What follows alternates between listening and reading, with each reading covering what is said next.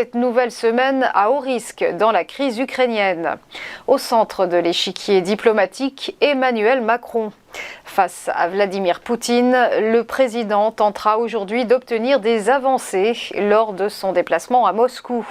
Le chef de l'État qui rencontrera également son homologue ukrainien Volodymyr Zelensky le lendemain à Kiev. L'intensité du dialogue que nous avons eu avec la Russie et cette visite à Moscou sont de nature à empêcher un conflit armé, a estimé Emmanuel Macron dans le JDD. Rappelons que le camp occidental accuse le Kremlin d'avoir concentré des dizaines de milliers de soldats aux frontières de l'Ukraine en vue d'une potentielle invasion.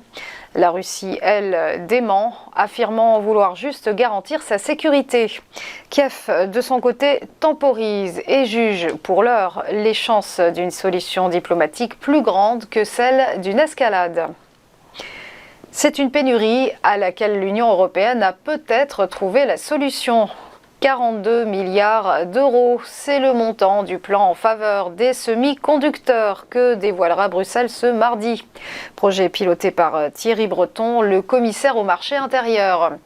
Pour l'Europe, l'objectif est clair, doubler sa part de marché dans ce secteur stratégique, soit 20% de la production mondiale d'ici 2030. L'enjeu est de taille, garantir la sécurité d'approvisionnement des 27 et réduire leur dépendance à l'Asie. L'Union européenne qui dépend notamment de Taïwan pour plus de la moitié de ses besoins en puces, a souligné Thierry Breton.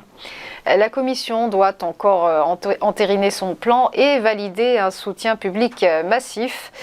Bruxelles prévoit 12 milliards d'euros de subventions pour financer la recherche dans les puces les plus innovantes.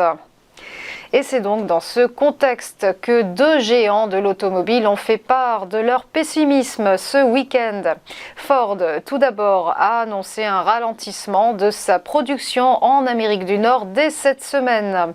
Le constructeur va lever le pied sur la cadence et mettre à l'arrêt provisoirement 8 de ses usines aux États-Unis, au Mexique et au Canada. Quant à Volkswagen, il ne s'attend pas à ce que la pénurie mondiale de semi-conducteurs prenne fin cette année. La situation volatile nous affectera au moins au-delà du premier semestre, a affirmé un membre du directoire du groupe allemand, une amélioration étant tout de même espérée par la suite. On passe au point bourse et petit rappel de la clôture des marchés financiers vendredi dernier. Le CAC 40 a terminé la semaine sur un repli, moins 0,77% pour l'indice parisien à 6 951 points. À Francfort, fort recul pour le DAX qui a cédé moins 1,75% à 15 099 points. L'IBEX, lui, a abandonné 1,15% à Madrid, alors que le FTSE britannique, lui, s'est rodé de moins 0,17%. Du côté de Wall Street, on finissait la semaine en ordre dispersé. Le Dow Jones, quasi à l'équilibre, affichait une perte de moins 0,06%, alors que le S&P 500 prenait, lui, 0,52%.